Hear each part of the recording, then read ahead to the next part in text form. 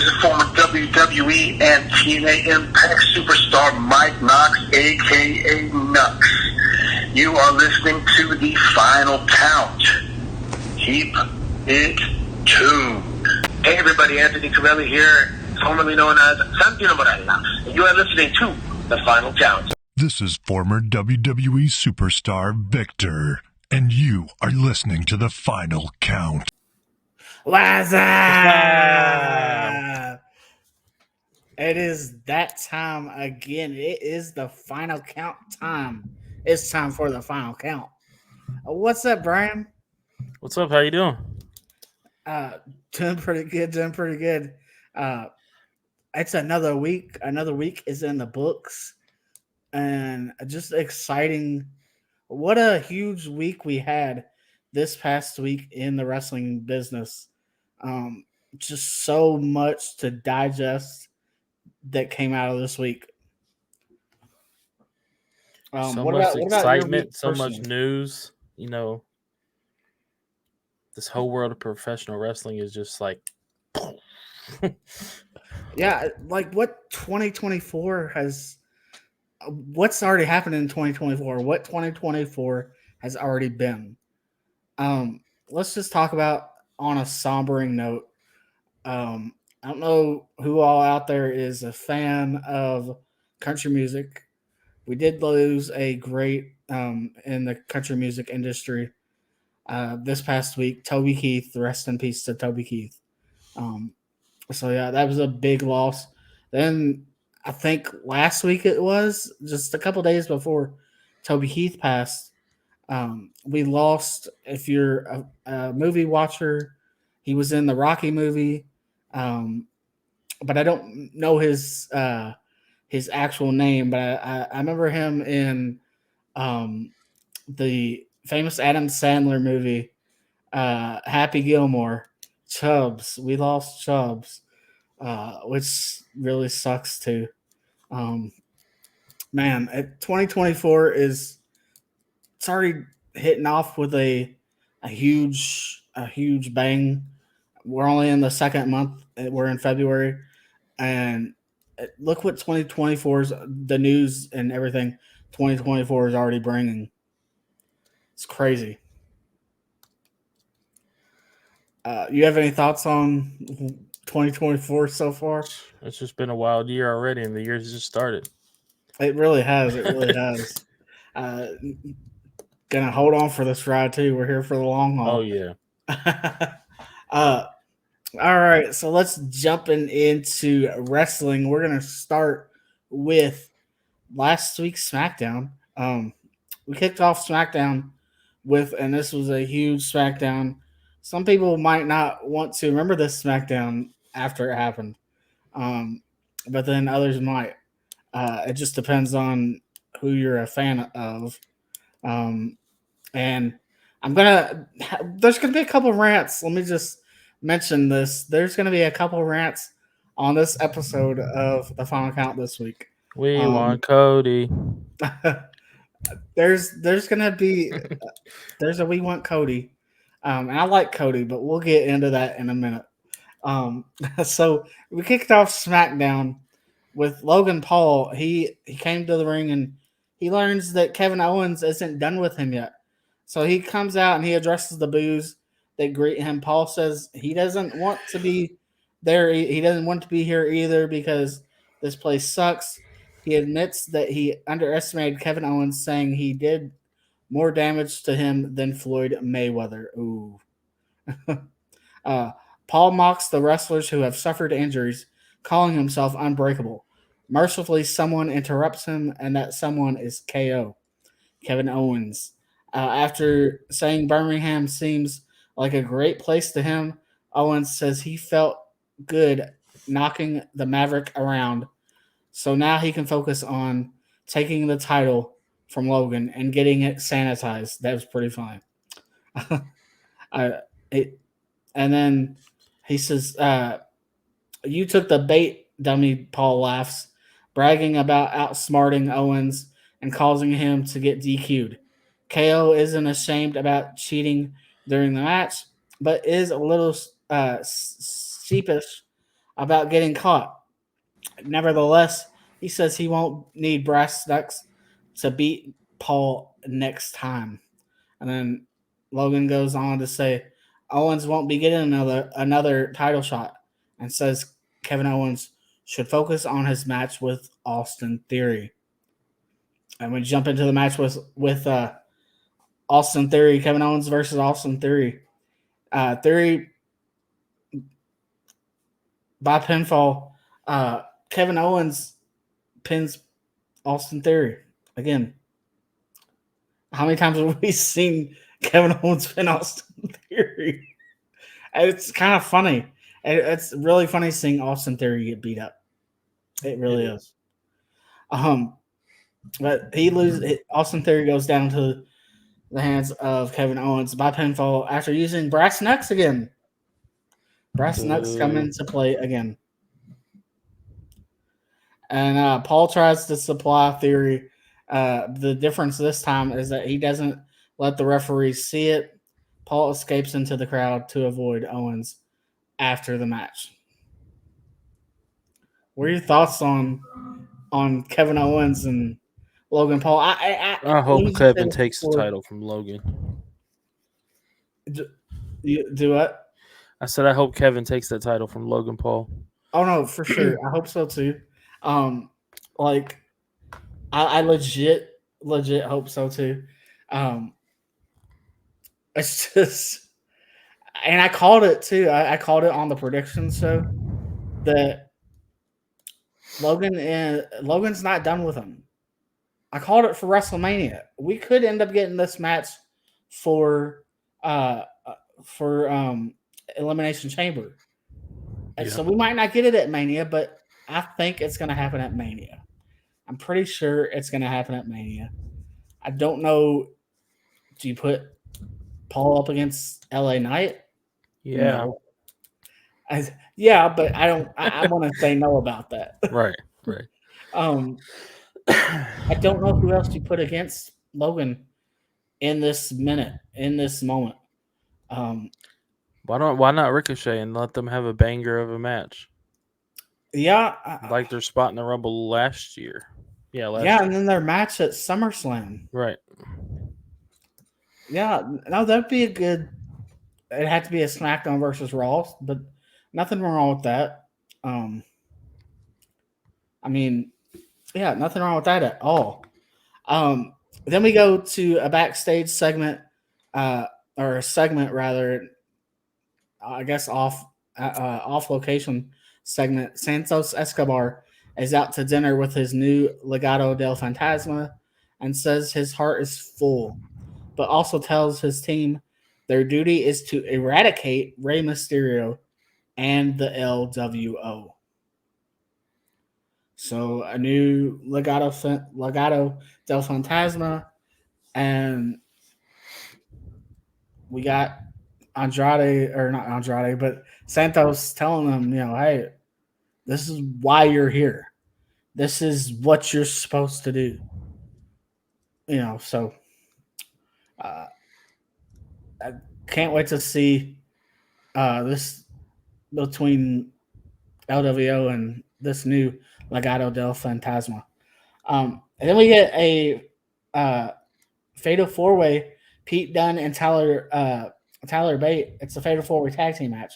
Pete Dunne and Tyler Bate defeat Pretty Deadly, Legado del Fantasma, Angel, and Humberto, and then LWO, Cruz del Toro, and Joaquin Wilde. And so they'll now face the winner of a Fatal 4-Way that happened on Raw. And we'll talk about that when we get into the Raw portion of the show. And that they will face Damian Priest and Finn Balor at Elimination Chamber, whoever is the winner of this tag team match that's going to happen next week's SmackDown. If you're listening to this now or you're watching this now, that has already happened.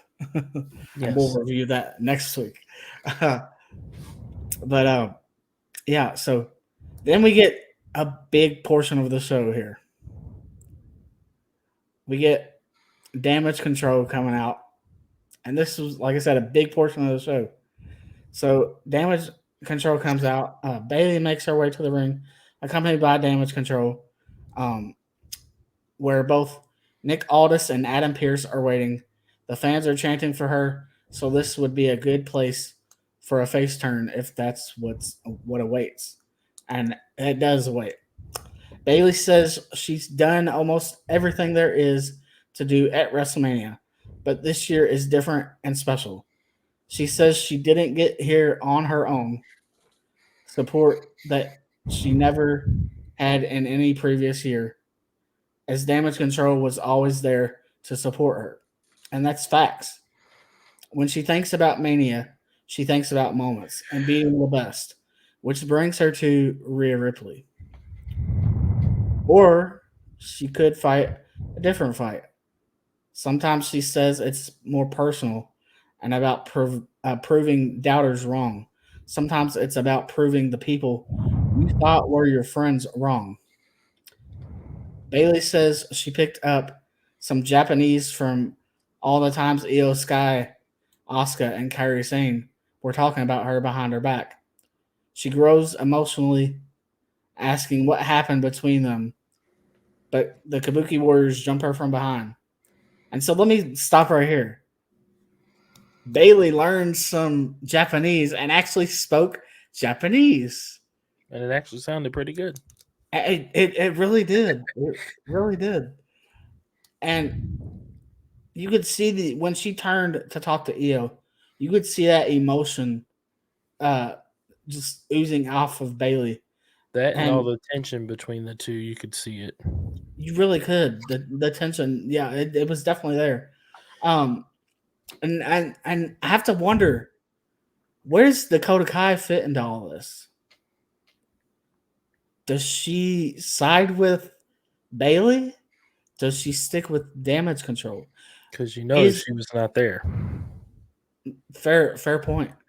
Is Dakota possibly the puppet master of Damage Control? Think about that. Interesting. And that's what I'm leaning towards, that Dakota is the puppet master of Damage Control. And this was all in her plans. Interesting. So we'll see. It's time. Only time will tell of if Dakota Kai is the puppet master, pulling the strings of Damage Control. But nonetheless, so the Kabuki Warriors jump her from behind. It's going badly for Bailey until she produces out of nowhere. Like, it's almost like Bailey was prepared for this. Like, she saw it coming. She's like, I'm going to plant me a metal pipe right by the ring steps. And she pulls out a metal pipe and has a standoff with Sky, who has her title belt to use as a weapon. As Sky and the Kabuki Warriors retreat, Bailey says about that announcement, Io, I'll see you at WrestleMania. I called that for months. That segment, let me just say, that segment was perfectly put together. Let me touch on it. I called Bailey winning the Rumble for months, and I called Bailey taking Io on at WrestleMania for months. Yeah. So I'm 2 for 2 right now. Now, does she win at Mania? We shall see. Where does Dakota get involved? Where does Asuka and Kairi Sane get involved? Are they going to both stay away from the ring and let Bailey and Io have their match clean? Or, I don't know. We'll just have to stay tuned. For sure. It's a bumpy ride to WrestleMania right now. The Final Testament has a brief clash with Bobby Lashley and the Street Profits, who get help from B-Fab to neutralize Scarlett. And then Michin greets Stratton with a furious. So we get into later in the night, the main event of the night, and it was kind of strange to me. I didn't realize that SmackDown was so short of matches. Yeah. I know only 2 hours show, but I remember back in the day when they could fit a lot of matches on that 2 hour show. Something needs to change with the way it is now. Oh yeah. And I like the promos and whatnot. Don't get me wrong, I like the promos and whatnot, but just we need more action on SmackDown too. So Michin greets Stratton with a furious attack in this match with Michin versus Tiffany Stratton, and Tiffany Stratton's debut on SmackDown. So we got Tiffany Stratton is now on SmackDown, called up from NXT. So Michin greets Stratton with a furious attack as soon as the bell rings. So this won't be a walk in the park debut by any means. A gut wrench suplex tosses Stratton backward and is followed by a vertical suplex for a near fall. Stratton is forced to the floor, where she's able to trip Michin on the apron and declares it's Tiffy time before the commercial. And then after commercial, we get back and Stratton is still in control after the break, but pays for taking the time to talk smack and has to suffer through a Michin rally. Double knees to the face in the corner, force Tiffany to get a boot on the bottom rope for a break. Tiffany cartwheels into an Alabama slam and gets a 2 count. Michin responds with a boot to the face, but Stratton rolls forward and hits the prettiest moonsault ever to wrap up a successful debut. So Tiffany Stratton victorious in her SmackDown and main roster debut. Pretty stellar right there, and I'm happy to see Tiffany Stratton get on SmackDown. I think that's a perfect brand for her. It's a very good. She fits in well on SmackDown. For sure, and not that she wouldn't on Raw, but I think with Raw she could have got lost in the shuffle. Oh yeah. And so I like that they've got her on SmackDown because Raw's like the show. Yeah. So yeah. And we have it's that time of the night. It is that time of the night. We got to find out. Cody won the Royal Rumble, but we have to find out who is Cody going against. Who is he picking for WrestleMania? Or is he? That's the question. So here we go. With the GMs in the ring again to await Rhodes, Reigns, and the Bloodline make their way down as well. The fans chant for Cody, but Reigns wants to be acknowledged first. You know, you have to acknowledge the tribal chief when you're in his presence. Or vice versa, when he's in your presence, you have to acknowledge him. So Roman says he doesn't like to recap, but can't let go of what Seth Rollins said on Monday. Didn't he beat everyone competing for the World Heavyweight Championship after all? Reigns goes on to mock Rollins for being injured a lot and working too often. He says he won't beg Rhodes like the other guy, saying Cody can either be the best number 2 in the industry or take another crack at being number 1. After a commercial break, Rhodes arrives to ask Birmingham and Rhodes what they want to talk about. If Roman will indulge him, Cody wonders if they can have the ring to themselves. So he asks that the general managers leave the ring if they would, and they did respectfully. Cody says he talked to just about everyone this week, from friends to legends. Rhodes said he had Reigns closer to defeat than anyone, and he thinks Roman knows that. One thing he disagrees with Rollins about is that Reigns' title is the Hollywood title, because it's the same one his father once had in his hands, only to be swiftly taken away. What does finishing the story mean to Roman? Cody wonders. Is it taking the championship or taking everything from him? Cody says he's coming for Reigns, but not at WrestleMania. Here's where it's juicy. And I do mean juicy. So he says, but not at WrestleMania. After all, one of the people who I got counsel from knows you very well, he says. All of a sudden, if you smell what The Rock is cooking. That's right, The Rock, the Great One, hits SmackDown again. The Great One moves in and he has arrived on SmackDown. Gets to the ring and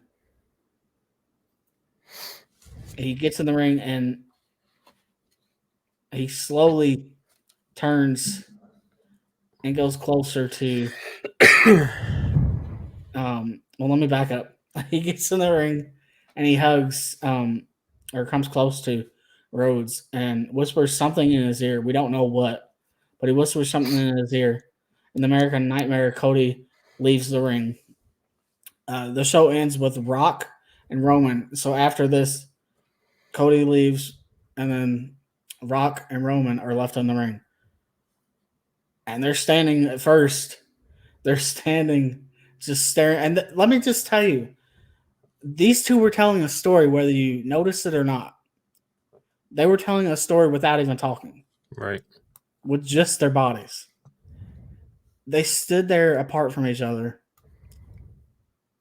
And you felt the tension, you felt the big moment feel, the big match feel, if you will, of The Rock and Roman.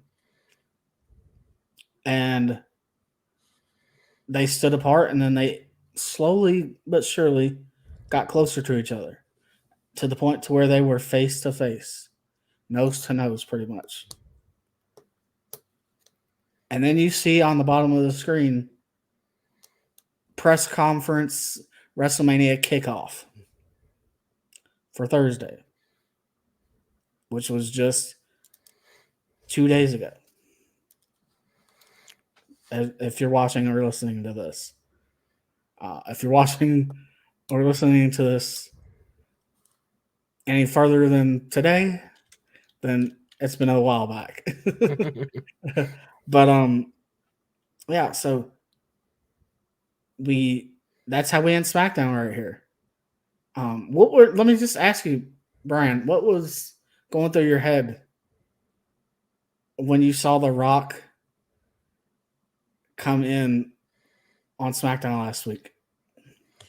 I mean, you got to see it from the standpoint they're still telling a huge story of the bloodline. Yeah, because the bloodline goes all the way back to The Rock's grandfather, mm-hmm. and then you got everybody in that family tree, and it's just great storytelling. Yes, the bloodline and stuff's getting people's like, oh, it's getting old. Roman needs to lose, yada yada yada. But if you look at it, they're telling an absolute amazing story. Probably one of the biggest stories in WWE to date. No, that's true. That's completely true. I like it. It does. I'm not gonna lie. It does get stale at times. It does, but they do seem like they always have a way to spruce it up, for lack of a better word, and refresh it. Yes. So that's good. Let's jump over to Raw. What do we have for Raw? We got Seth Rollins comes out and tell everybody, welcome to Monday Night Rollins, like usual. They sing his song.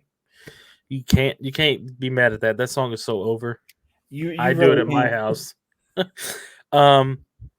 Everybody was chanting, "We want Cody."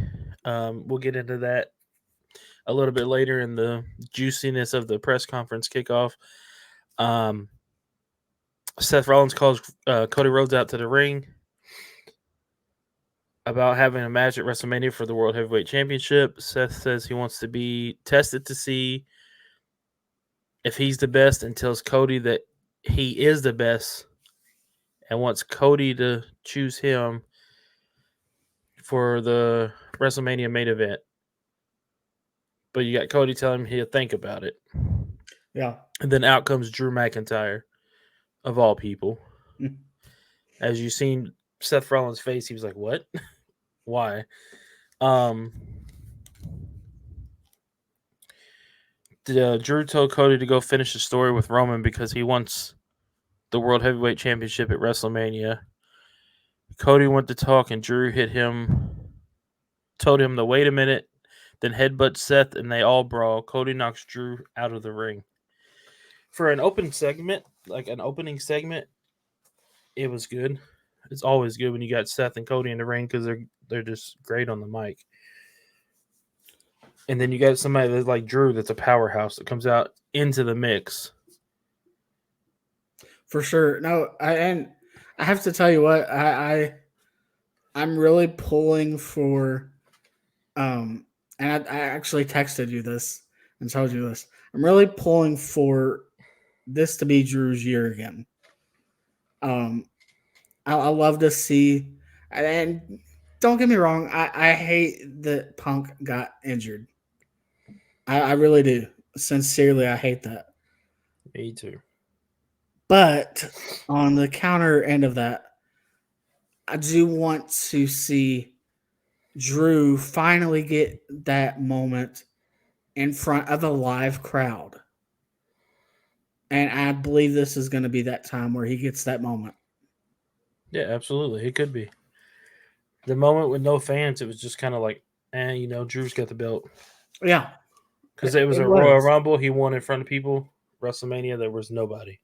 Yeah. Like, that was a hard year to watch wrestling. But and this has been a good story. I love how they've been using this because if we're going to go with the story aspect of finishing a story, Drew McIntyre does have a story to tell and to finish. He does. And then continue with Raw. So we'll hop into the Fatal 4-Way tag team match with DIY, New Day, Imperium, and Creed Brothers. Kofi and Ciampa start the match. Imperium beat down Kofi outside the ring. Gargano jumps through the ropes, and then Julius Creed does the same. Ciampa has a spot with Woods on the top where he puts Woods on his back, and they jump off the middle rope onto everybody on the floor. I thought that was pretty cool. And then we're back from commercial, and they hit a double powerbomb suplex off the top rope, which those are always good spots. Like, come on. And then can we talk about Brutus and his moonsaults? Like, absolutely perfect moonsaults every time. Of course. Yeah. No, that dude is so talented. And I love the what's the finisher? The Brutus bomb. Yeah. I love that. That's so unique. Now I watched the video one time. This wasn't too recently, but it wasn't too long ago either. It was the end of last year at some point where Stevie Richards had made a point that in reviewing a match of the Judgment Day defending the titles against actually it was earlier this year, now that I'm thinking of it. The Judgment Day defending the titles on the first Raw this year, actually, day one, against Brutus and Julius, the Creed brothers. And he talked about how that move is such a dangerous move just because of how they land in that how one guy lands and the other guy. You never know how you're going to land when you're taking or doing that move. And so while I do love the move, it is kind of dangerous. So I do kind of wish that they would, or not kind of dangerous, pretty dangerous. After seeing his video on that, I do kind of wish that they would figure out a new move, something less dangerous, I guess, Right. without unpredictability, And then we had Vinci try to do a crossbody, but Brutus caught him in midair. And then you seen Julius pop up and hit everybody with a suplex. And then you got DIY for the win with their move. Their move's pretty cool. I like it. So we have DIY going against it's Tyler Bate and Pete Dunne for next week's SmackDown. Oh yeah. Let's see. We have Becky Lynch versus Shayna Baszler, and this is a women's elimination chamber qualifying match. Baszler goes for a sleeper. Becky counters it and puts her in the disarmor armbar. Shayna dominated the first part of the match. Like, I don't like Shayna. Like, I don't know. I don't really care for her, I should say. But she did dominate the first part of that match.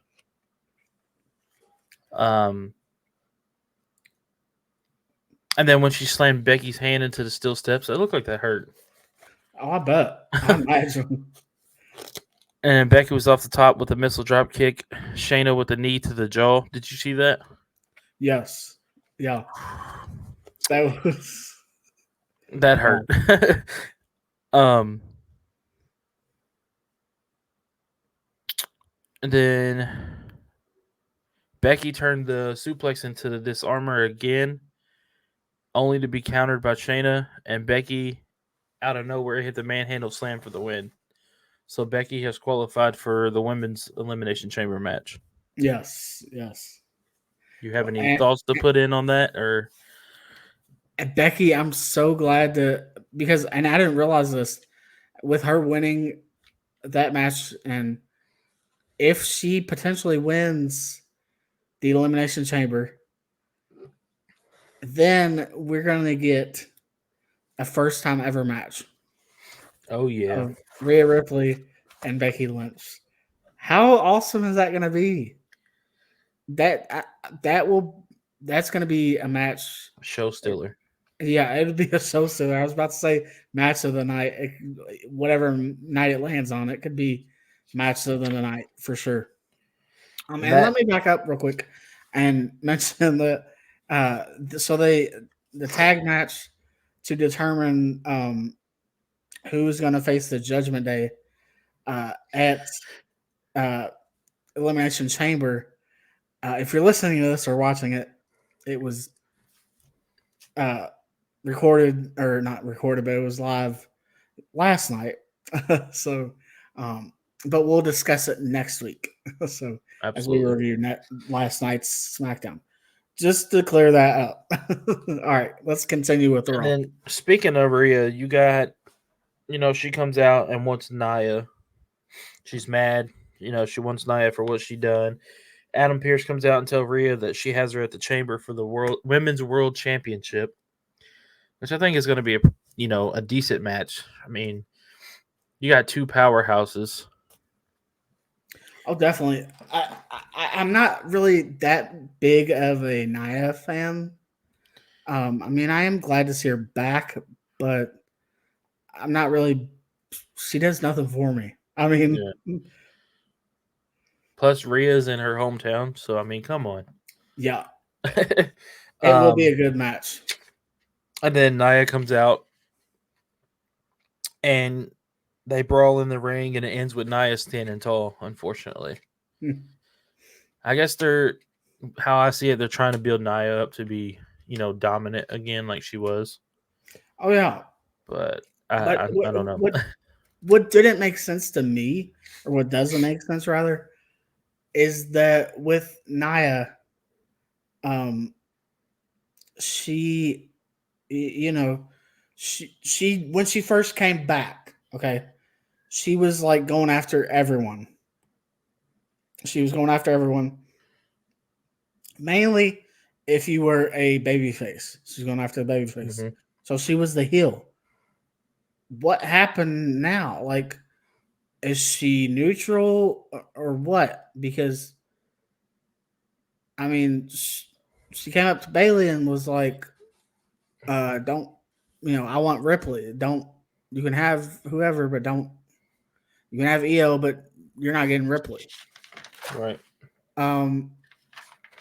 When did, this is my question for WWE and creative, when did Nia Jax become a babyface?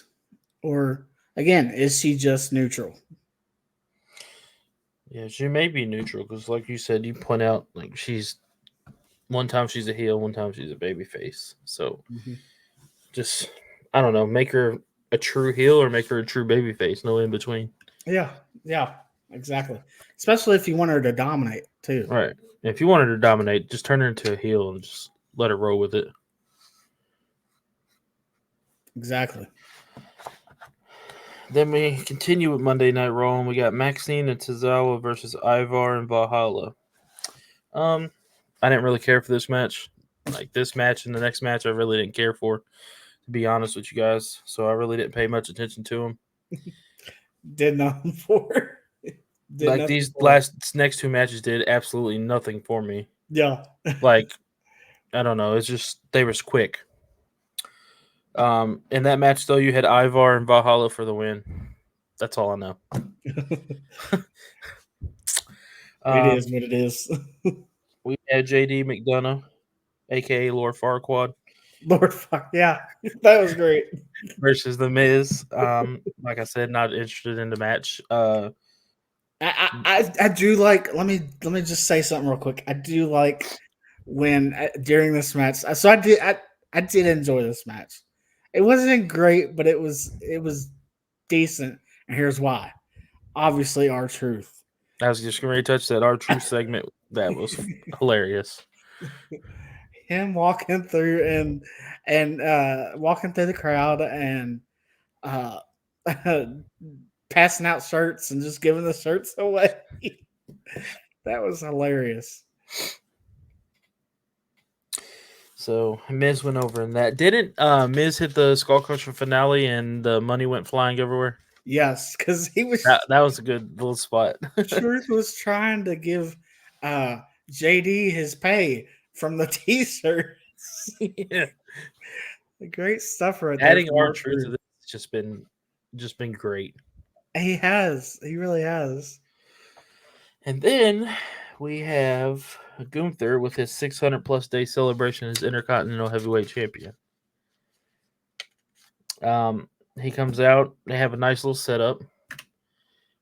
He gets introduced, and he's asking who's next, and out comes the one and only Jey Uso. Yeet. What a great promo is what all I gotta say. Like that whole segment was phenomenal. It really was. Jey Uso in the Intercontinental title picture, really cool. I would love to see him win it, honestly. But I honestly don't see Gunther losing it until at least WrestleMania or after. Yeah, I don't know who do you put up against Gunther. Now, I guess I got somebody in mind. Braun Breaker, I guess. There you go. Yeah, and I'd like that. Omos. No. Yeah, please don't. Who else though? Really, like, you don't really have anybody that. You really don't, unless you Chad Gable. I don't know. Now, him and Chad Gable have some great matches. Chad Gable's strong for a little B-dude. They did. But, like, honestly, I don't know. This Jey Uso, I believe, is going to give him a run for his money. But after that, I don't like. Who do you put up with him? Does he vacate it and go on to heavyweight title contention, or does he keep rolling for this and you just throw anybody at him and let him chop him down? Or I don't know. It's really hard don't. to say. Like, just one of those things where it's just like he's dominant. Like, yeah, it is. I don't know who do you get? Who do you pick? That's good thing, like good thinking right there. About maybe he vacates it. Would I want him to vacate it? No. right. And I do like that he pointed out he doesn't want any more celebrations. that was funny to me. Yeah, Kaden and Katana versus Kabuki Warriors. Kaden and Katana had all the momentum in the beginning. And was this a quick match or was it? I can't remember off the top of my head. I don't know if it was quick or not. I don't think it was. Like I said, Katana and Kaden had a lot of momentum in the beginning and took out the Kabuki Warriors on the outside, and then Kyrie hit the insane elbow for the win. Like I said, I don't remember. If you're listening or watching, you can probably let us know in the comments or whatever about the match. But honestly, like I said, I don't know if it was a fast-paced match or not. And for the main event, you have the American Nightmare Cody Rhodes versus Shinsuke Nakamura. If you take it how I'm reading it, Shinsuke is part of Cody's story. Is if you've seen the matches they've been having. And of course, Shinsuke brings out the mist every time. Yeah. But Shinsuke kind of has his own story because he wanted Cody this whole time. And this ain't just any match. This is a bull rope match. Bull rope, yeah. It's the same exact bull rope that his dad used. That's crazy. Yeah, and I love that they put that, like they kept mentioning that on commentary. That this was the same rope that his dad used it, and so now Cody's using it. Very cool. And even Dustin, I believe I believe so. Yep. Great match, start to finish. Yeah, it was. It was. And Cody got color in the match and was just busted open like crazy. And so, yeah, you don't see that very often, but when you do, WWE makes it special. That they do. Cody's a workhorse, though. He's at all the Make-A-Wish, all the live events, all the TVs, media appearances. Like, Cody is the guy. You know what I mean? He really is. He is. I mean, you got your Seth Rollins, you got your Roman Reigns, you got your Jey Uso, you got your AJ Styles, you got them, but to be the guy, as they per se, is Cody Rhodes. In my opinion. So no, for sure, and no doubt about that at all. And you could also say, maybe not the next John Cena, but he's definitely John Cena-esque. Absolutely.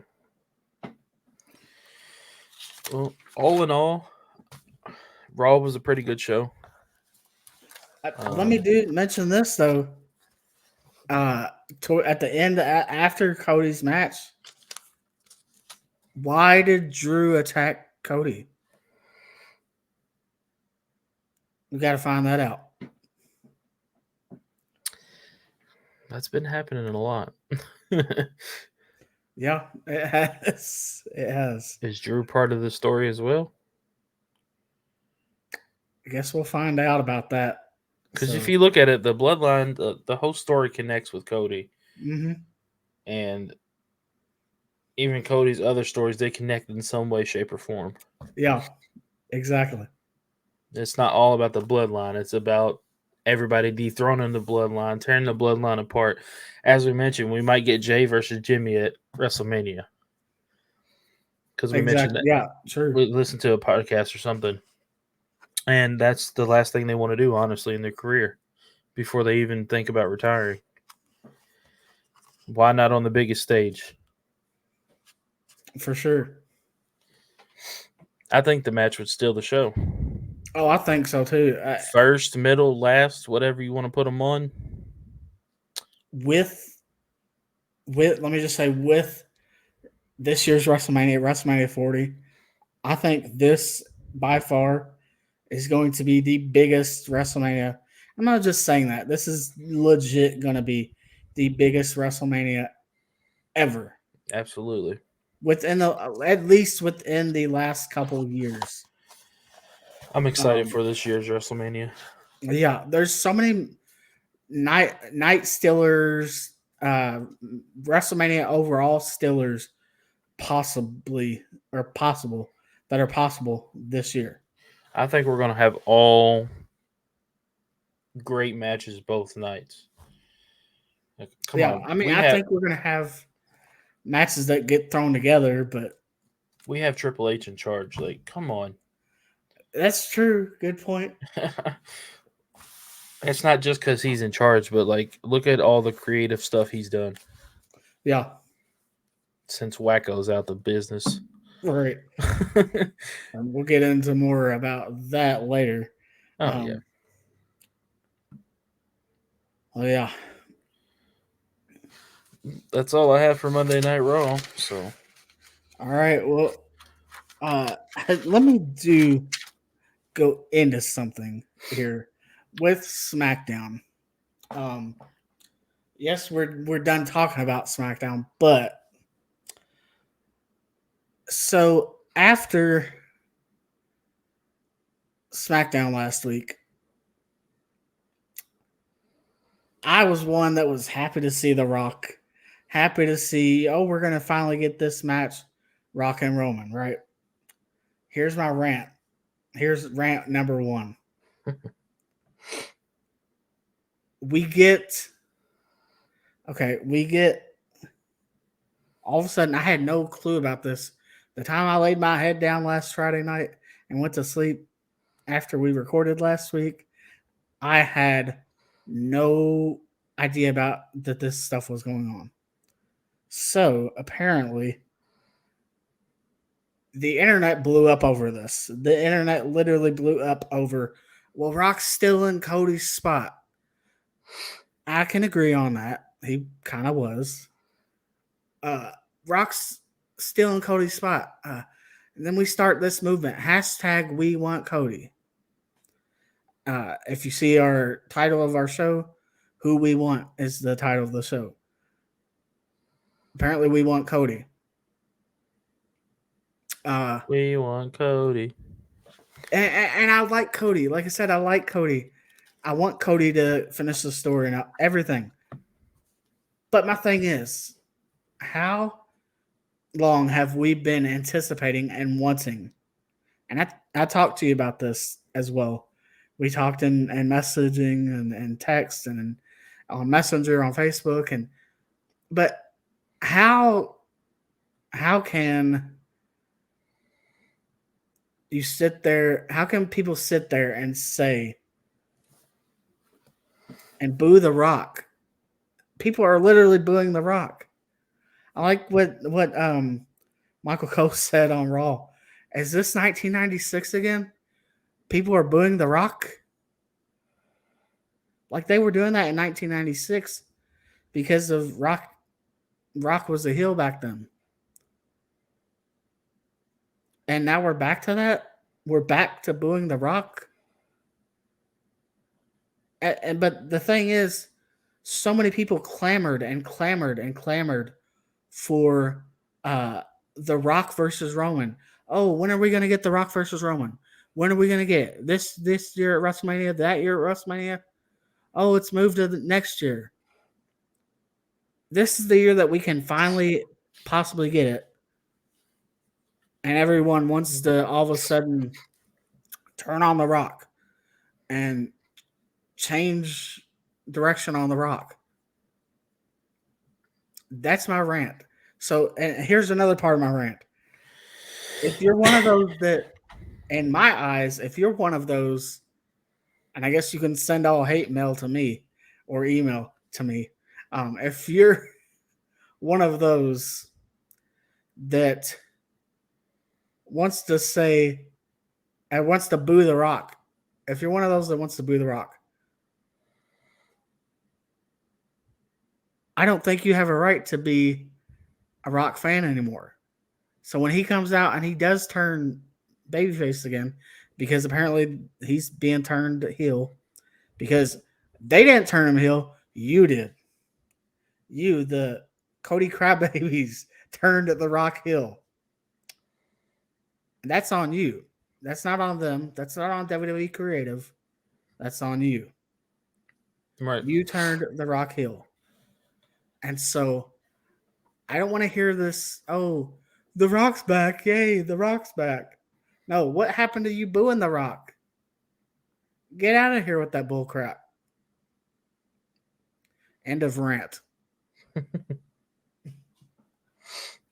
I mean, I had to say that, and just because it's true. People clamored for that match for years, and here we can just about get it. I mean, yeah, we can wait another year if we have to, but come on, The Rock's not getting any younger. Come on, Cody could also finish the story at SummerSlam and let Roman beat Hulk Hogan's record. But Yeah, as exactly. we've seen in the press conference, which we'll get into in a little bit, it's looks like it's not going that way. But that's just Yeah, like, why can't you let Roman and The Rock fight at one of the biggest WrestleManias there is? Of course, Roman's going over. And then Cody could finish his story at SummerSlam, win the championship, but also Roman could, I guess, break Hulk Hogan's record for the longest champion, like longest reigning champion. So it's like a win-win situation at SummerSlam, but no. Don't get me wrong. I love Cody. I love The Rock. I love Roman. But that's just how I would do it if I was booking it. yeah, and that, and then another thing I want to say, you got these people that are saying, "Oh, well, split them up, let Roman work both nights." Why would you do that? Because for one, if you're wanting to sit here and argue, if you want to sit there and argue about, oh, we want Cody, but we want Cody to wrestle Roman. Some of us may even still want The Rock, but let's have Roman work 2 nights. That's taking a spot. If Roman does that, that's taking a spot from someone else who could have been in that main event. Right. That's taking a spot from 2 other guys that could have main evented on that other night. So no, I don't want to see Rock and Roman on one night and Cody and Roman on another night. I don't want to see that at all. And so, yeah, the people that use that, that thinking process, or that they think that should be something. No, that's just silly. Again, it's, if you're gonna say we want Cody, think about everyone else too. Right. Like I said, I like all three of them, but I guess it's WWE's decision in the end. That it is, yeah, for sure, for sure. And I do. Let me also say, while we're on this subject, I do not by any means condone, and we do not by any means condone, the hate that Ava got, the death threats that Ava got. Oh yeah, not at all. We don't condone nothing like that. Like, seriously, That's it's just wrestling, ridiculous. guys. It's pro wrestling. It's part of the storytelling. There's no need to take it out on somebody's personal, their personal lives. It's all about storytelling. It's all about storylines. Yeah, it's in the long scheme of things, or however you say it, in the long run, what does it matter? It's not a life or death situation. It's not you, so why does it matter? You know what I'm saying? Exactly. Let them still tell a story like they've been doing. You're gonna be a fan at the end of the day, no matter who it's gonna be. Exactly. It's let them tell the story and let the story be finished. That's all I got to say. It's true. It's true. Let it play out. Exactly.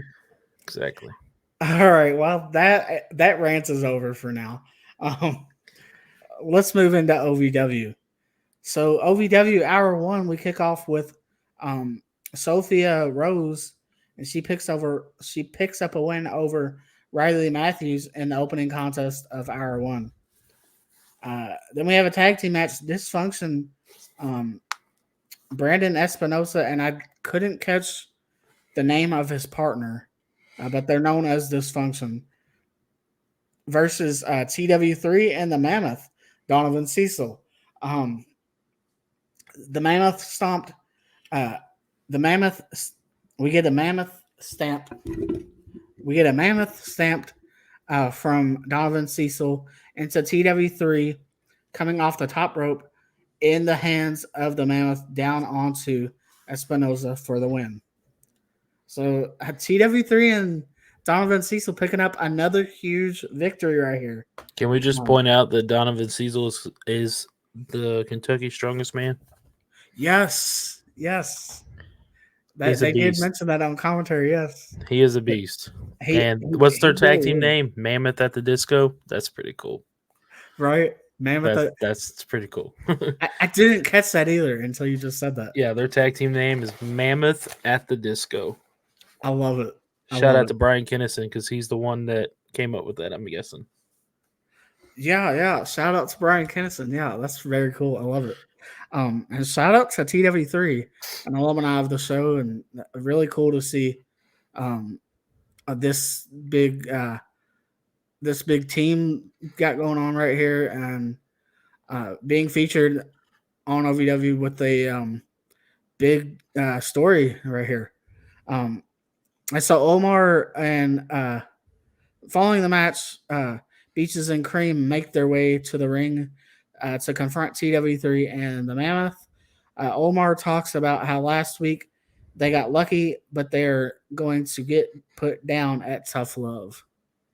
And Tough Love, by the way, is tonight on Saturday night. If you are watching this today on Saturday, so it is already sold out, but you can also still get your live stream ticket, your pay-per-view ticket, to watch the pay-per-view, to buy the pay-per-view. So I definitely encourage you to buy the pay-per-view, and we'll go over the matches for that pay-per-view, Tough Love, here in a little bit. We have Omar Amira again talks about how last week they got lucky, but they're going to get put down at Tough Love. TW3 mentions Beaches and Cream are former OVW tag team champions, and it wasn't a fluke that they beat them. Mammoth says this Saturday at Tough Love, they are going to get beaten, battered, and it's going to be a stampede. I loved that. I loved how he said that. And then Lussus says that one of them might get hurt and might not walk out on Saturday. It's going to be interesting to see that match, and very, very good, good promo and back and forth right there between both teams. And we have AJ Vest versus Ryan Von Rocket.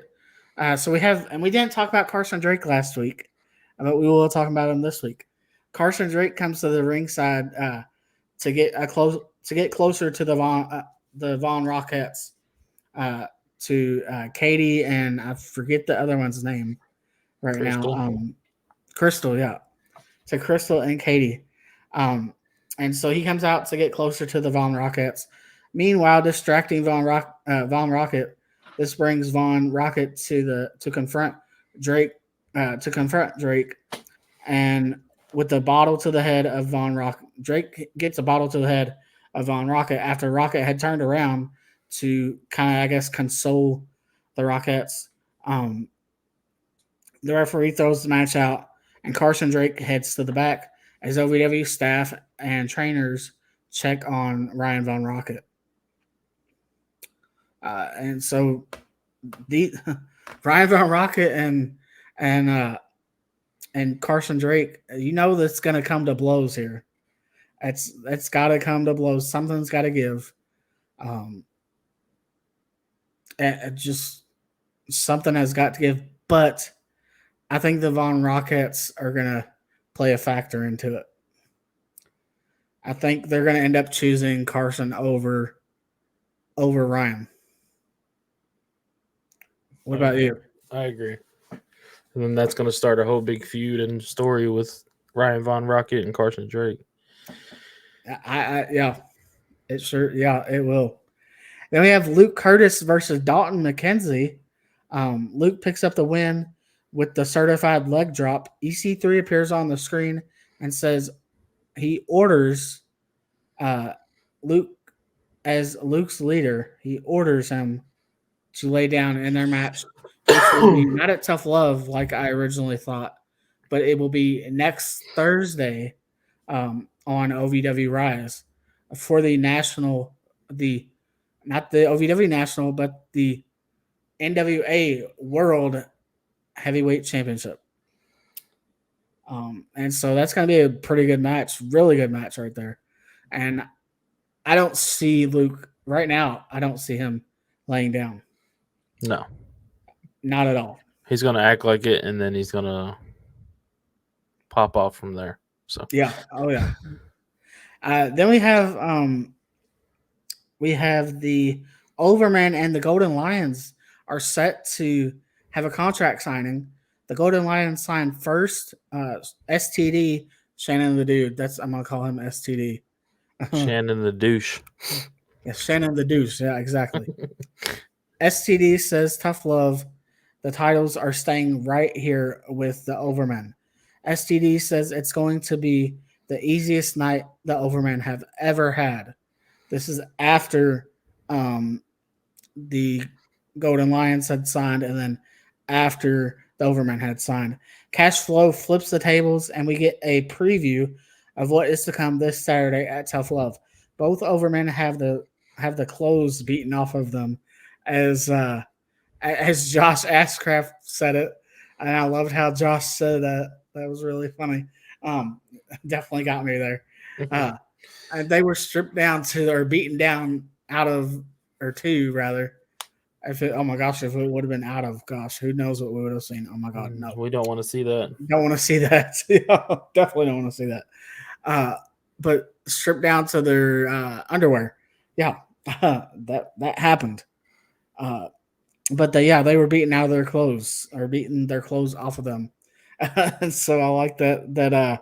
I like how Josh said that. That was just so funny to me. Then we have Tony Gunn versus Real One, and this match never got to happen. So Real One comes out, and after Tony comes out first, and then Real One comes out, and he says, and that's Real One Enzo, former WWE superstar. He says that Tony is looking a little salty, and asks why so salty. He says Tony should use some Just for Men. He says Tony had balls of a Ken doll. Mm-hmm. He asks, does Tony want to have some fun? And he says he's not scared of Tony Gunn. Gunn is soft as ice cream. He asks, what are the odds Gunn came here blasting Toby Keith? That was too soon. And everyone knows without the championship around his waist, he ain't as good as he once was. And he continues to call Tony Phony Gunn. And then he gets in the ring, and Tony's had enough, basically. And he throws him to the outside, and the two brawl on the outside of the ring. And the match never gets started, as we have another break apart. Referees and OVW staff members come out as well again. So you gotta think this is gonna boil over at some point, and we're definitely gonna get these two. Might have to have them locked in a cage. I mean, for goodness sakes, we're probably gonna have to have them have a cage match. So yeah. Then we have Big Zoe comes out and he calls out the Iron Demon Shane Mercer, his brother. Big Zoe picks up the win with the Zoe Splash, handling Mercer his first loss in OVW. His first loss in an OVW ring. What are your thoughts about that?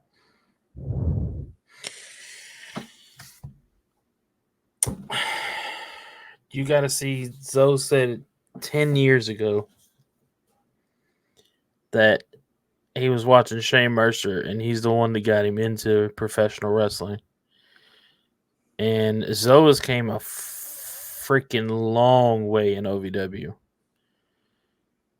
He's had a body transformation. You know, he's been with the Legacy Brutality, which Josh has an incredible group with those guys. every time he reassembles the Legacy of Brutality, phenomenal. Zoe is a great heel. He's a great babyface. But the match, all in all, was a great match. I loved it from start to finish. Definitely, it really was. And I think this is my thinking behind this. We're gonna end up seeing maybe a best out of 7 or something, a match series between the two of them, between Shane Mercer and Big Zoe. And I feel like you said, it was good. It was a great match right there. I feel like each match they're gonna bring out the best in each other. Absolutely. Each Every match. bit of it. Every time. Yeah. Then we have Jesse Goddard versus Will Austin. Goddard picks up the win with the Walk of Fame slam into the spectacular elbow and then into a spear. He picks up the win over Will Austin. Luke Curtis runs out after, and he comes to the ring and asks, why did Jesse help him last week? After everything they have been through, why would he help him? To which Jesse says that an enemy of my enemy is a friend. And that's an old saying, you know. And after he says that, the masked men appear on the screen and challenge them to a fight pretty much at Tough Love. So will we see who these masked men are? Will we figure out who at least one of them is, or possibly all of them at Tough Love? It's going to be interesting to see. Very interesting to see. Are we going to get that like aces and eights style? Or what are we getting here? Like, and if you guys don't know who Aces and Eights is, you just got to go back and watch Impact TNA and just see what we're talking about as far as like revealing one by one with the mask. Yeah, and that's what I hope. I hope we get an Aces and Eights type. Yes, that would be great.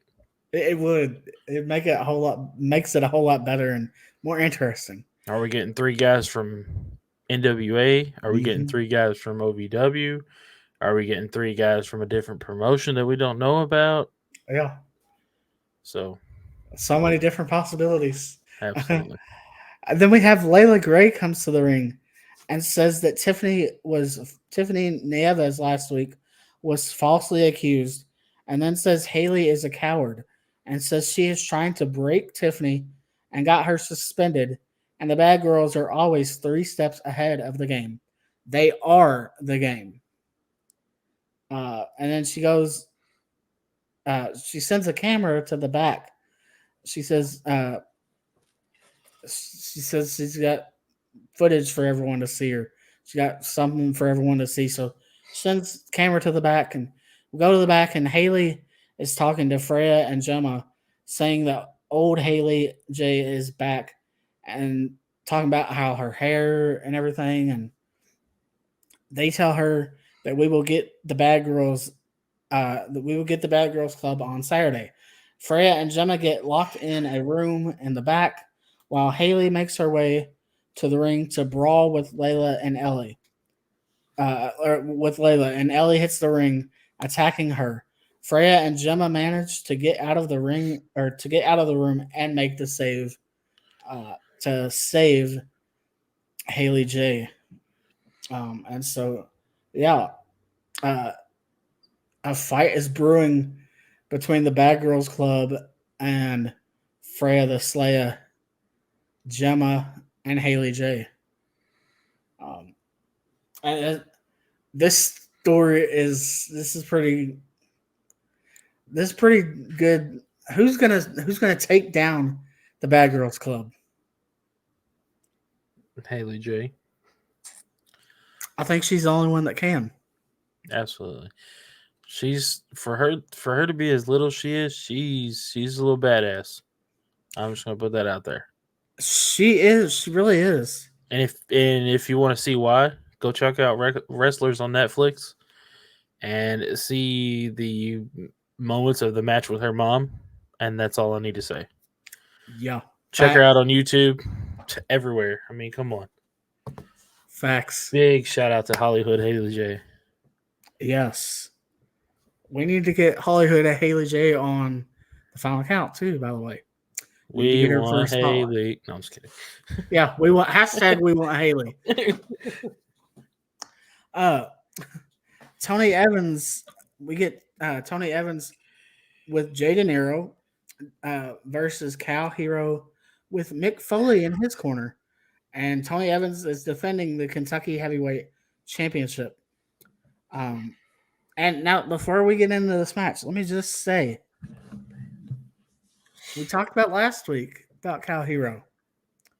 I made a prediction, and then you kind of not countered it, but kind of countered it a little bit. And with your saying, and I like that because we're going to see that prediction. I feel like we're going to see that prediction happen sooner rather than later. Last week, I predicted, if you go back and watch or listen, I predicted that we would see Cal Hero become OVW heavyweight champion before 2024 is over. And then you said, not before 2024 is over, within 2024, we're going to see it happen. But either way, it's within.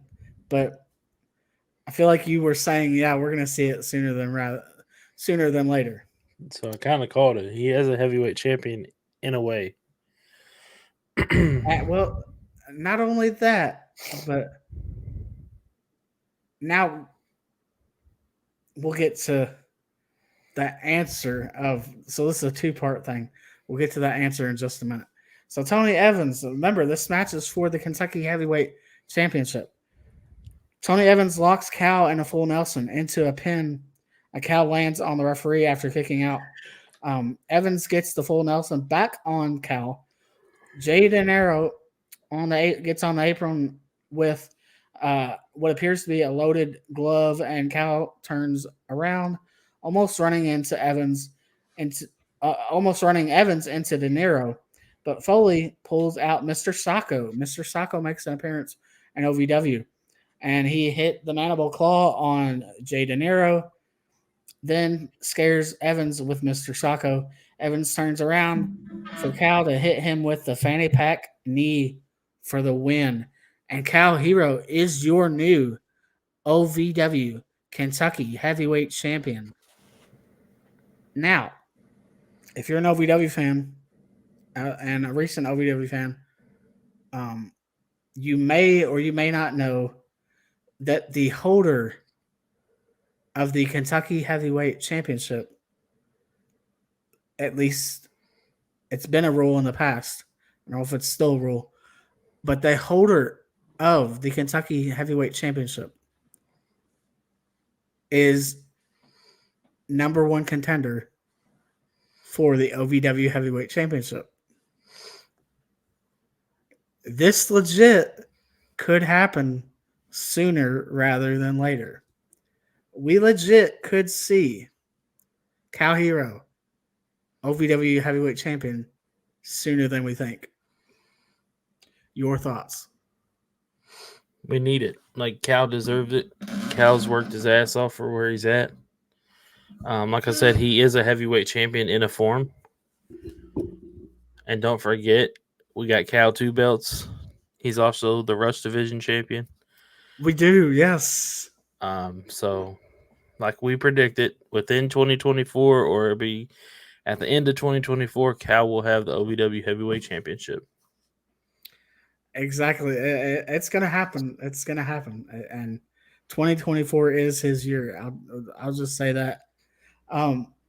While we're talking about OVW,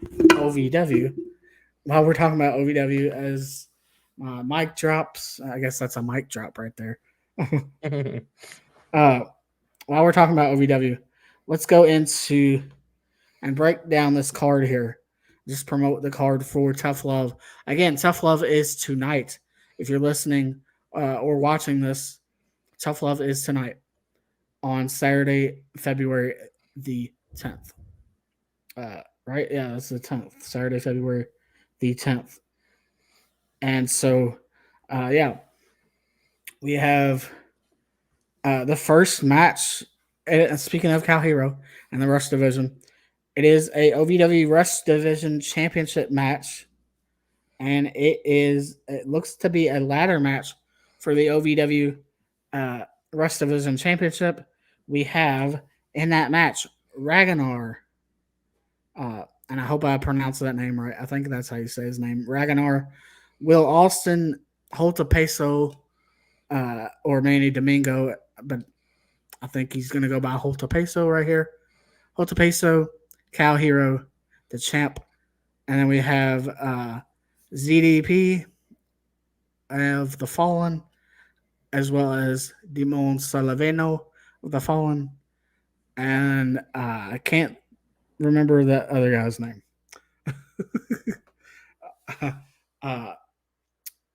Yeah, I can't remember his name, so and I'm sorry, I'm drawing a blank on that. But yeah, ladder match. We got a ladder match. Does Cal retain here? What do you think? Yes.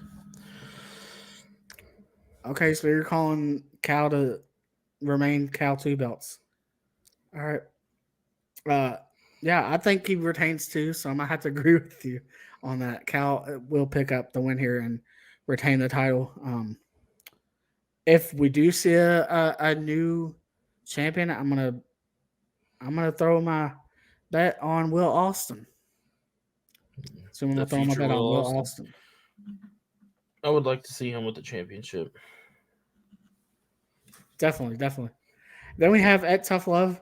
The next match we have Carson Drake versus Ryan Von Rocket. We talked about the kind of a love triangle going on with the Von Rockets and Carson Drake, and so there's definitely tough love that's going to be dished out, or lack of love being dished out from Ryan Von Rocket to Carson Drake. And I'm gonna go with Ryan Von Rocket right here. Yeah, I'm gonna agree with you there. But I do see the Von Rockets leaving with Carson. Even if we get a few series of matches between the two. Yeah, I see in the end that they're going to end up with Carson. I definitely agree with that for sure. Then we have the OVW Tag Team Championship match, the Golden Lions challenging the Overmen of Adam Revolver and Joe Mack, Immaculate Joe Mack, for the titles. And I'm going to predict new champions, as I'm sure you're going to agree on that as well. Yes. New OVW Tag Team Champions. Absolutely. And I don't feel like this is going to be just your regular tag team match. It's going to be, again, as Cash said last week, what they did last week, the damage they caused last week, is going to pale in comparison to what they do to Joe Mack and Adam Revolver, the Overmen. Yes. And we saw a preview of that this week on OVW. So I can only imagine it's going to get worse from there. And so this next match it's going to be a handicap match, and it is going to be between the Bad Girls Club of Dream Girl Ellie and Layla Gray, along with it's a handicap match, along with their opponents of their opponents being Freya the Slayer, Hollywood Haley J, and Gemma. And so, that should be a great match to see at Tough Love. There we go with Freya the Slayer and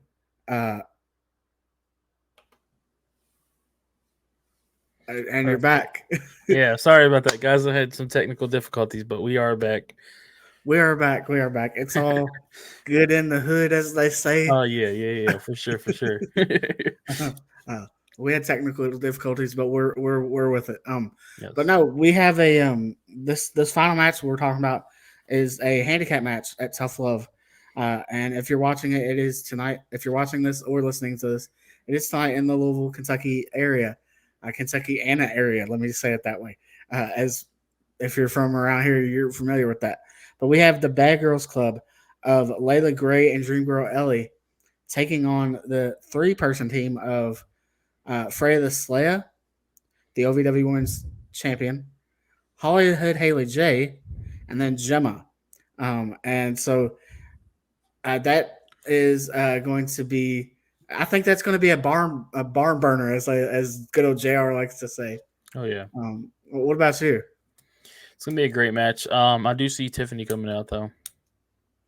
Yeah, for sure. Even though she's suspended, you know what I mean. I honestly think she's gonna come out and make it a 3-on-3. But as I was seeing, this is now the main event of Tough Love.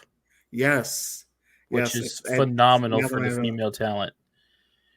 You're seeing that in WWE. You're seeing that in AEW. You're seeing that in OVW. You're seeing that in TNA. Like, the women have come so far. It's just crazy that the women are now main eventing, and they deserve every bit of it. And that's a really good point. And to my knowledge, I don't know for sure on this, so don't quote me on it. But I believe this is a history-making moment for OVW. I believe this is the first ever women's main event, all women's main event in OVW history. Again, don't quote me on that, but I believe they're making history with this main event. On a pay-per-view or on television? Of all time. Of all time? As far as I know. That's great. So, yeah, shout out to the OVW women's big shout out to OVW. And OVW and just the women there in general, and especially the women in this match tonight. Like Ryan said, if you're in the Kentuckiana area, be sure to either check them out online or get to a show before they sell out. OVW's done big things. I've personally been going since 2002. And as I've crazy. Said, I've been going since 2004, October of 2004. And that if a lot of people don't know, but that's how me and Ryan met, was at OVW. Yes. And here we are years later, finally doing a podcast. I'm finally on it. It's great. It's a small world. And this is actually our 8-year this is our season premiere, our 8-year anniversary. This was the week back in 2017 I started the Final Count. First guest ever. As if you follow me on Facebook, I don't think I made the post on the Final Count page or anything, but if you follow me on Facebook, then you definitely saw where I shared that Big Zoe from OVW, shout out to Big Zoe, was my first ever guest right here on the Final Count. And so that was 8 years ago now. So very, very cool. Well, 7 technically, but we're going into our 8th season. So this is really, really cool. And this is the 8th season premiere. That's so wild, dude. Like, yeah, it really is. Like, I am so glad to be a part of it. It's awesome. I love it. And you, before we go another further, let me mention that we have something in the works. Ryan knows about it because we talk all the time. We have something in the works regarding merch. I'm just gonna leave it there. Just leave it there. We got things going on. We got big things coming. Now let's move into.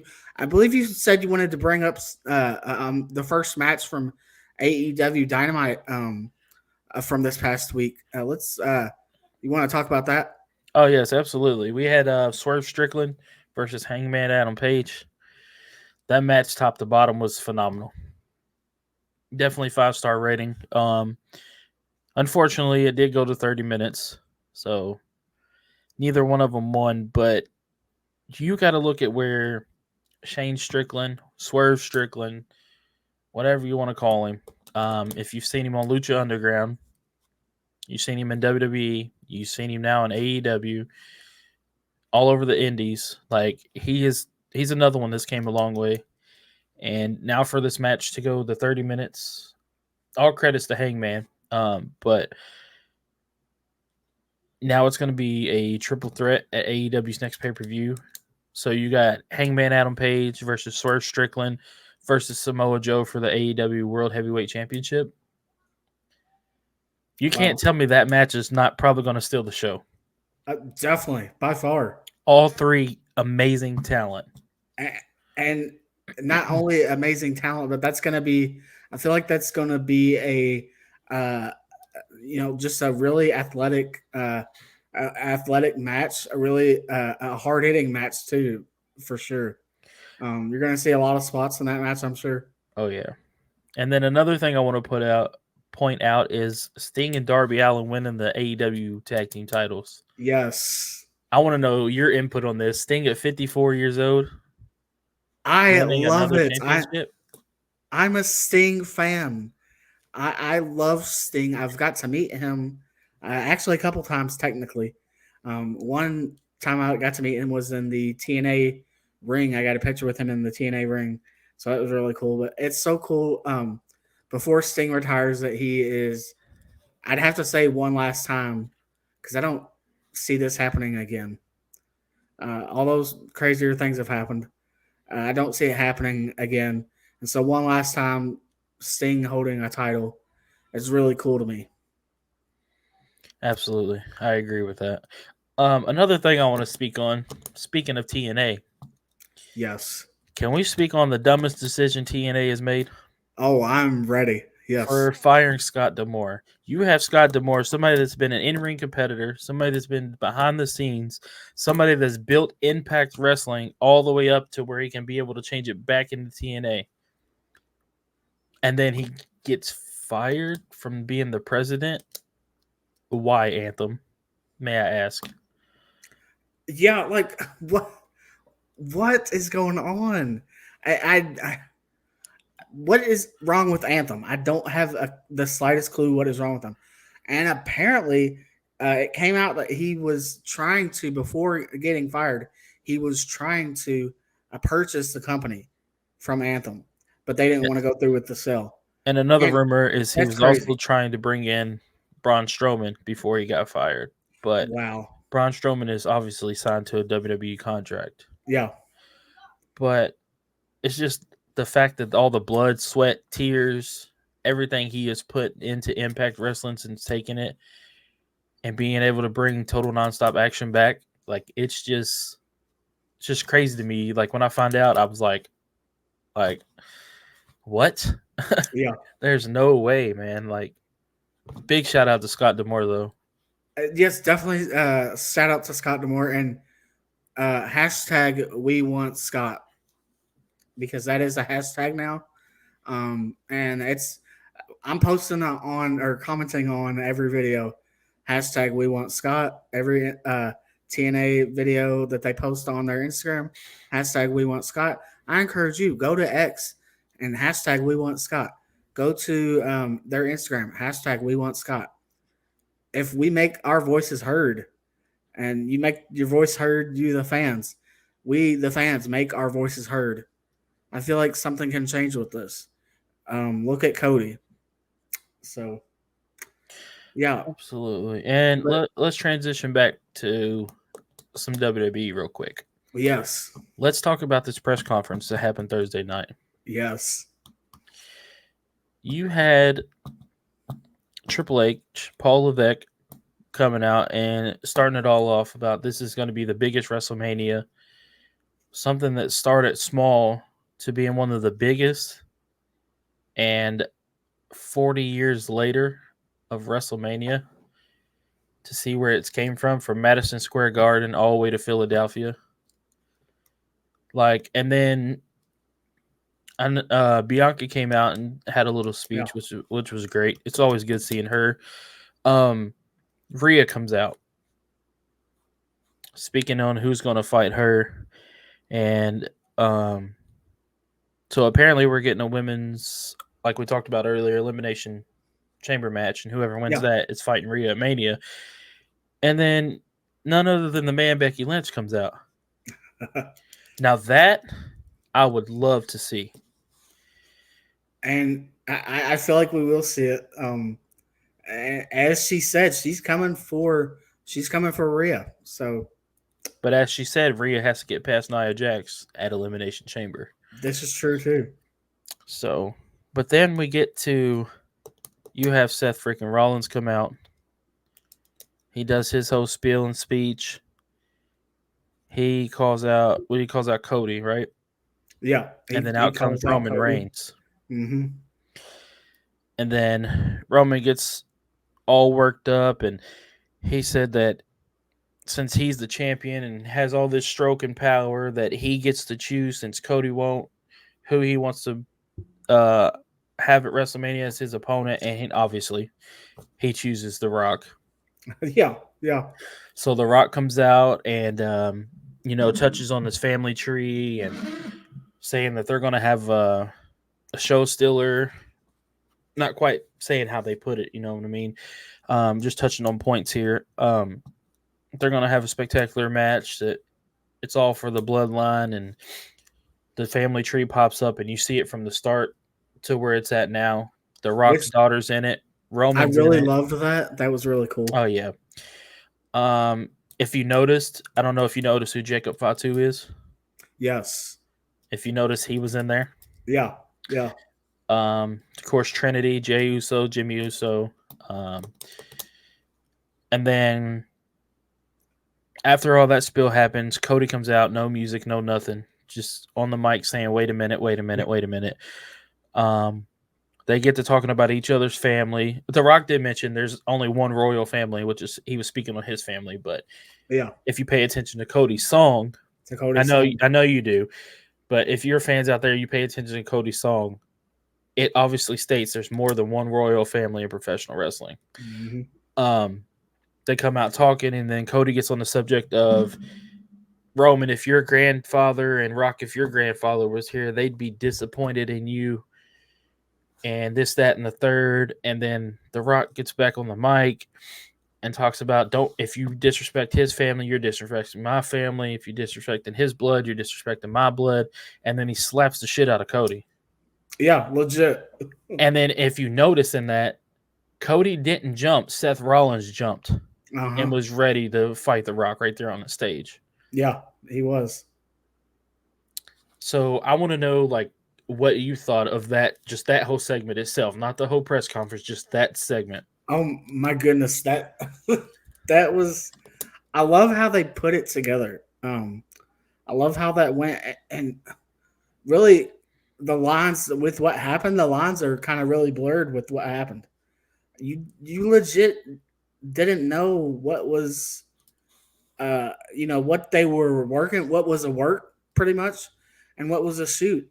And I'm willing to bet that some of that might have been a shoot. I'm willing to bet that at least 53% of that was a shoot. Oh, yeah. Without a doubt.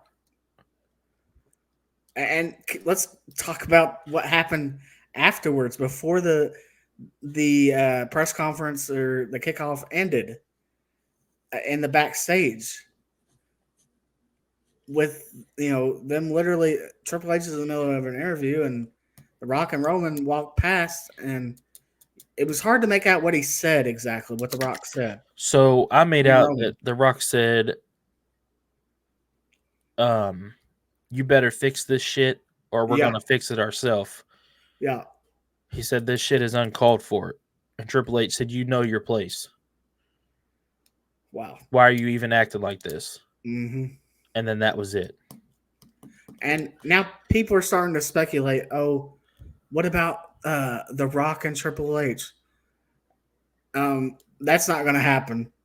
That's not going to happen. The Rock, not The Rock, but Triple H has a pacemaker.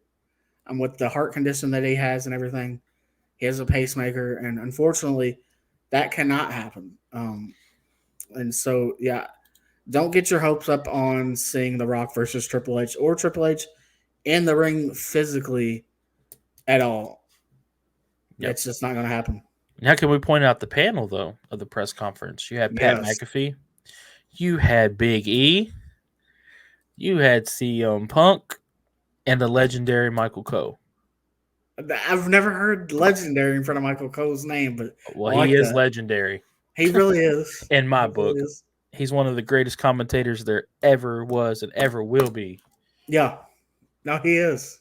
Anybody can agree or disagree with me that we can argue over that, but it's hands down one of the best commentators ever. He legit is. I liked him for years, even before it was, I guess, a popular thing to like him. Right. He's been with that company almost what? Jeez, I don't 40 know. something years, 50 something years, something Yeah. like that. I mean, jeez. Yeah. And has never once left, always there, No. almost never sick days. Mm-hmm. That's crazy. That's dedication. It is. It really is. So, But yeah, no, that panel right there, and I loved CM Punk on the panel. He was great. Big E was great too, but CM Punk was just cracking me up with some of the things he was saying. yeah. Like he pointed out to the crowd, "Why didn't y'all, get behind me like that when everything happened with me?" And 2013. yeah, in 2013, it's like that was so funny. But I've it's always true, loved but it's so Punk. funny. I've been watching Punk since I've been to OVW in 2002. It was like one of his last matches there. Yeah. And from there, it just like jump started my Punk addiction. Yeah, well, Punk was there in 2006 too, Yep. or 2005 into 2006. Mm-hmm. So yeah, but no, that was a great overall great press conference and a great kickoff, for sure. And you got to say, we know OVW ever since it was free to get in. Yeah, The Six Flag events. the Six Flags. That It was is awesome. crazy to see how far they've came. It really is. From the metal grate railing all the way to like actual wooded walls and stuff for the arena. That arena is amazing, dude. I know we just jumped ship back to OVW, but that arena, just what they're doing. Everything OVW's doing is phenomenal. The pay-per-views that they're putting on, I gotta go. I love it. I've definitely got to get back to OVW. Yeah, it's been too long, dude. And then, we also want to talk about with the allegations going on, and they are allegations. Nothing's been confirmed or anything, but they are allegations. And so, allegedly, this is all allegedly. So there was a I guess post that came out, and it's in regards to Ashley Massaro. The late great Ashley Massaro. Rest in peace. Yeah, rest in peace to her. And this situation that she went through is completely sad. The article reads pretty much that so she was seeing from afar or watching from afar Vince McMahon allegedly making out with the WWE divas. And this prior to her posing for Playboy. And so after she posed for Playboy, and let me back up for a minute. Before she posed for Playboy, she's watching this. He's like, honestly, and it says it in this article or this post. It says she questioned why is he not like, I guess making out with me, for lack of a better way of saying it, because that's basically how it worded it. And so she questioned that, and then she posed for Playboy, and that was like 2007. And then after that, apparently, allegedly, Vince was all trying to get with her then after Playboy and after she had posed for them. And so, yeah, it's just, if these allegations are true, if stuff like this is true, what else is going to come out about this man? I hate to know what's going to come next. And as you see, it's not just him. Oh, no. Yeah. There's speculation and allegations of Brock Lesnar. Yeah. They're apparently erasing all of his history from WWE to say he's never allowed back in the company. And I think some of that might be out of precautions, kind of. Again, because this is all allegedly, and we don't know for sure. Nothing's They're been all. That's why confirmed they're yet. called allegations, So But it's smart for them to do what they're doing. Although I hate to see it, it's smart for them to do what they're doing because you got to think of publicity. You don't want bad press either. So, Right. I agree. but I believe that's all the news topics I wanted to talk about. Do you have any other that you want to talk about? That covers it, honestly. All right, let's go to some plugs and plug our sponsors. All right, let me get right into it here. When you go to collarandelbowbrand.com, use promo code FinalCountKY. You save 10% at checkout. Go check out the awesome merch that's over there. Once again, that's collarandelbowbrand.com. Use FinalCountKY to save 10% at checkout. And then head over to jcountyapp.com now to get your official Final Count hoodie for $45 and t-shirts only $25.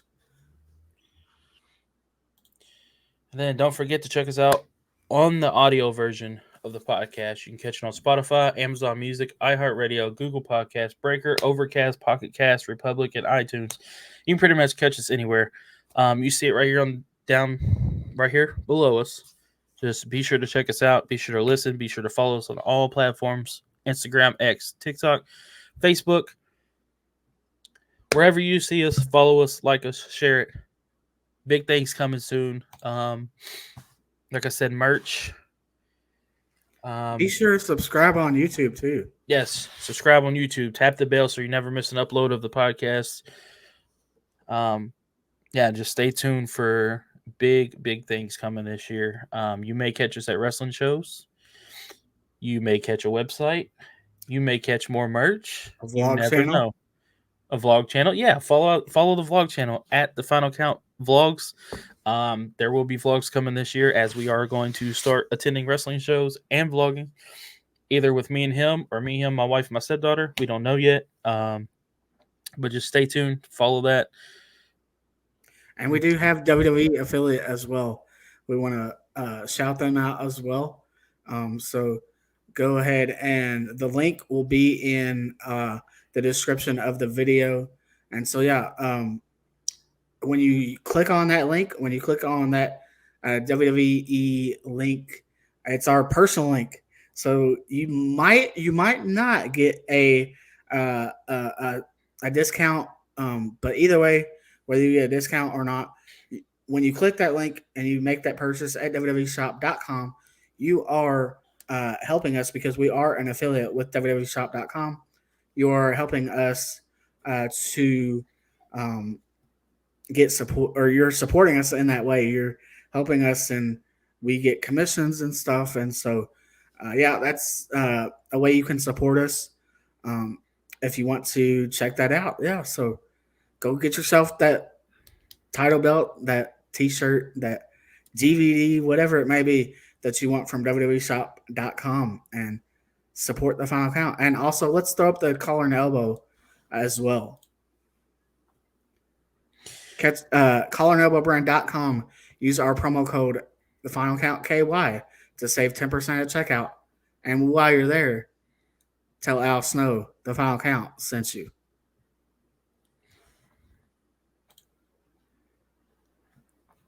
And you have anything else you want to say? No, with all the support that you guys give us, we put back into the channel. We put back into the videos. We're going to put back into the website, the merch. Just stay tuned for all of that. Pretty soon, I think you can catch us at wrestling shows, indie shows. Just stay tuned for all the news and stuff. It's all in the works, and either Ryan will release it on his Facebook, or I'll release it on mine, or we'll release it on the page. Just whatever. Hopefully we got something for you guys exciting next week as you're watching this Saturday.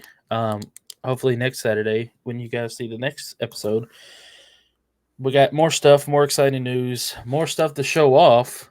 Yes. I might say, Hint, just a little hint there. But that's all I have to say, man. All right, and where can they follow you at?